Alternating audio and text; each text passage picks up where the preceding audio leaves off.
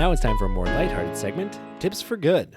So Nathan, why do we do Tips for Good? Well, Michael, we do Tips for Good every week because, oh, she's cute, but a psycho. A little bit psycho. At night she's screaming, I'm a mound, my mind. Oh, she's hot, but a psycho. So left, but she's right, though. Know what I'm saying? I know what you're saying. Is that what they say? Did she say, oh my, I'm out of my mind? At night she's screaming, I'm a out of my mind. Or out my mind. Yeah. Wow. I'm out my mind. That was totally a situation for me where whenever I was singing along to that song, I would just be like, ma, ma, ma, ma, ma. Yeah. No, I had no idea what you were saying. She's stuttering on the M. It's like, at night she's screaming, I'm a my mind. Gotcha. Okay. Wow. You learn a lot. And you know what? Learning the proper lyrics for songs makes the world a better place. It does, because you can sing them properly and all those good things. Which coincidentally is also why we do Tips for Good. So that's why we do it. That's okay. That makes sense. Okay. I like it. This is a good segment. That's a good idea. Yeah. So Nathan, what is our tip for good today? Our tip for good this week is, now that climate change has been creating wildfires that produce smoke that covers half the fucking country, despite the fact that it happened in Canada, we need to start being aware of our air quality. It's almost as if climate change is an international issue. Yeah, it's almost as if. Now, it is very possible that the current smoke from the current wildfire while we're recording this will be cleared up by the time this is posted or by the time you read it. But that doesn't mean that a lot of what we're going to say is not still going to be applicable in case this happens again, or should I say, when this happens again. Yeah.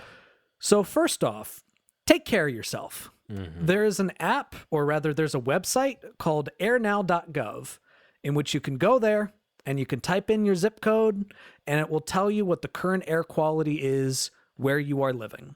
Now, one little caveat to that, when you're looking at that website, I would look at the map as well as what the reading says that it gives you, because sometimes there are some readings within your localities that might not be up to date. But you can see the maps and you can look at the legends and it'll tell you basically a spectrum of your air quality being good, moderate, unhealthy for sensitive groups, unhealthy, very unhealthy, and hazardous. Use that as a resource in order to determine your air quality. If you are in a place where there is some type of unhealthy level of air quality, keep your pets inside as much as possible. Don't have them out too much. If you do have to go outside, it is recommended that you wear a mask and that you not do a lot of physical exertion. So if you're somebody that really likes to exercise outside, maybe don't do that if there's smoke all over the place. And just be aware and take care of yourself. Yeah, this is like a big deal. I think for me as like a younger person and like someone who's pretty active, and I've always kind of thought like, it's air. If I can physically breathe it, my body can probably deal with it. You know what I mean? Like, if it's not like making me gag and cough, like it's probably fine.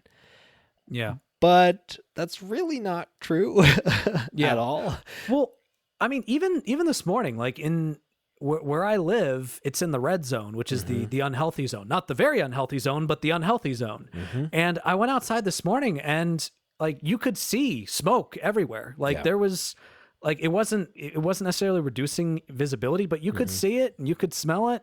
And even just spending a few minutes out there, letting my dogs piss, I was like, I came inside and I felt raspy. Yeah. Like my voice was raspy, and I'm not even necessarily a sensitive group. I'm not necessarily an unhealthy person or asthmatic or anything like that, you know? Yeah, totally.